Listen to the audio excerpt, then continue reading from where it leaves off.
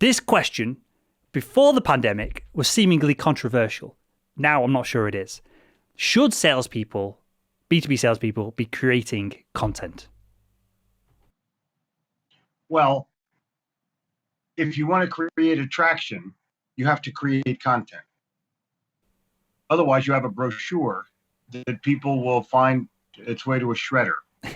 So if you're going to be perceived as a salesperson of any kind of value, then I want to know what you think about how I win. Content has to be prepared in a way where the customer feels they win. And if they do, then you win. Now, there is a controversy, and the controversy is in the corporate world, a lot of people believe that if you create content while you're working for the company, that the company owns it. My opinion is, if you want do you want the G-rated version or the X-rated version? I want the mature, get this banned from iTunes version. Okay.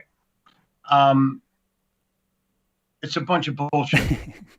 I don't want if Mozart writes a symphony and they play it in a corporate music hall, the corporation doesn't own the symphony. Mozart does. So if you're a salesperson or a leader and you write content, that's your content. It doesn't belong to the company. Let them write their own damn content. They have a marketing team of inept people. Let them write something stupid and ridiculous. I've never seen marketing information that I want to keep and put into a book. But a lot of blog posts become books. So I think that and with the pandemic response, it's no longer writing, it's video. Mm-hmm. Where's your daily 2-minute video on, if you're on a sales team and you're selling some kind of industrial product, why aren't you giving me my 1-minute meeting on safety or on productivity or on attendance or something that helps my customer? I just don't understand why people do what they do in the name of sales, when in fact it has nothing to do with sales. It has everything to do with the customer perceiving that they win in order to be purchased.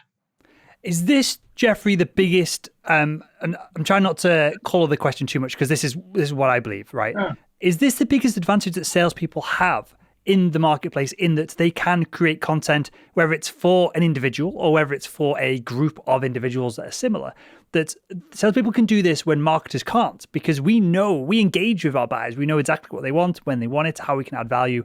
Marketers typically are making a hypothesis and doing A/B testing and using scientific method to sort some of this out. Is this the biggest advantage that salespeople have? Right. Salespeople just want to make a sale. They don't want to do a bunch of bullshit in the middle. They want to go to the customer, explain what they have, explain how the customer wins as a result of it, and then the customer decides they're either going to buy it or not. If they don't buy it, it's not the customer's fault. It's the fault of the salesperson. If the sale's not made, it's because the sales guy sucked. I don't know any other way to put it. It's not the price. It's not, maybe it's the reputation. Okay, well then why isn't someone building your reputation online? Whatever the reason is, it's normally a symptom. The problem goes all the way back to somebody that didn't do something properly. So I'm agreeing with you here that if thanks. We're building, as sales leaders, we want to build a team of content creators. We want them to own the content because we want them to have ownership of it. If you're creating content for an organization, you're not going to care as much. You're not going to invest as much into it personally, professionally, and everything else, right? You know what? If the company had any kind of ethics, they would offer to buy the content. Sure. Or some kind of licensing, right? In that you create all this, while you work with us, we'll pay you this on top of, your commissions. Exactly. Like to me, when a sales leader hires a new salesperson and says to one of their existing teams, "Hey, can you help train Bobby?" and you don't pay that guy to help train Bobby, you're an idiot. You're an absolute idiot. You train Bobby. Well, I'm busy. No, you're not that busy. You're not busy enough to have somebody leave your sales team for a competitor after you paid all the money to hire them. Well, one of the biggest losses in corporations today is the cost of a lost salesperson, because you lose their pipeline, you lose their training, you lose their present value of customers.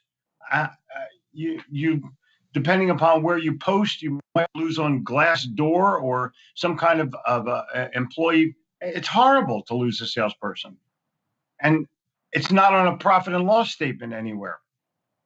But the manager will blame the sales guy. He wasn't any good. No, you weren't any good.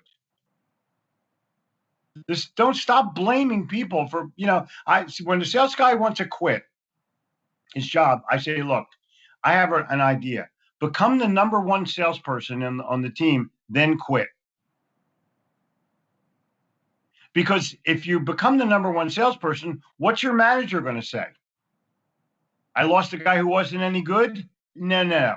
He's going to have to say, I lost my best guy. Why did that happen? Probably because I suck as a leader. Probably. But they don't want to say that. I want to have the budget to get the training, blah, blah, blah, blah, blah, blah, blah, blah, blah, blah.